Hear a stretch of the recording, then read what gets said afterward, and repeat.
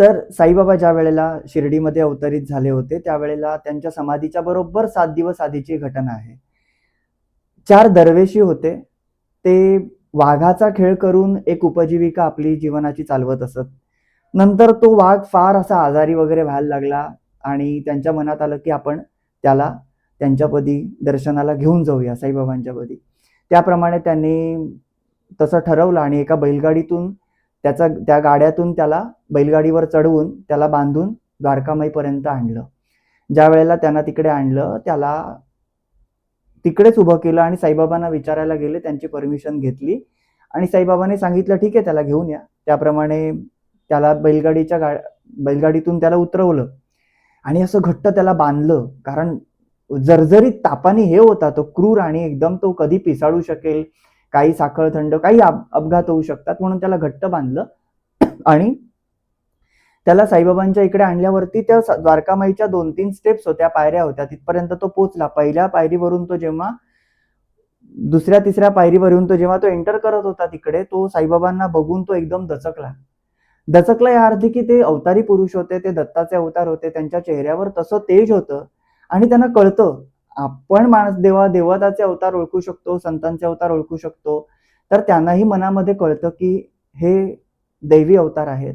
तर त्याप्रमाणे तो एकदम दचकला, नतमस्तक झाला, त्याने मान खाली घातली आणि आपल्या शेपटीचा फुलोरा केला, आपली शेपटी फुलवली आणि जमिनीवर 3 वेळा आपटली आणि अशा पद्धतीने त्यांना नमस्कार करून त्याने आपला देह तिकडे विसर्जन केला.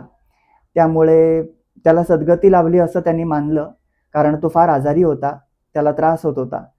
त्यामुळे साईबाबांना त्यांनी विचारलं सगळ्या दरवेशांनी की आता ह्याची पुढे सद्गती कशी करायची.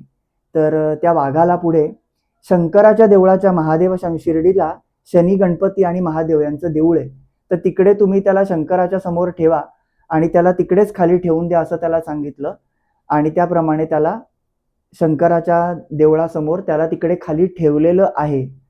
तो शंकराचा मागच्या जन्मीचा भक्त होता असं साईबाबांनी त्याला सांगितलं. तर अशा पद्धतीने स्वामी समर्थांनी सुद्धा अनेक जनावरांना अशी भक्ती निर्माण, तुम्ही आजही बघा, तुम्ही आज शिर्डीला गेलात तर काकड आरती म्हणा किंवा तुम्ही संध्याकाळची आरती बघा, दुपारतीला तुम्ही जाल तर 6 वाजता एका कुत्र्याला तिकडे आणलं जातं आणि जसं तो त्या समाधी समोर येतो तो त्या मूर्तीकडे बघतो आणि आपले 2ही पाय पुढे करतो, आपली मान खाली घालतो आणि साईबाबांना नमस्कार करतो. टाळ्यांचा प्रचंड कडकडाट होतो, अंगावर काटा येतो, हे आम्ही लहानपणापासून बघतोय.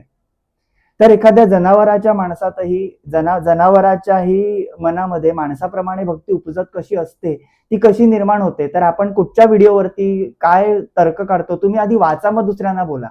आधी तुम्ही वाचलंय का?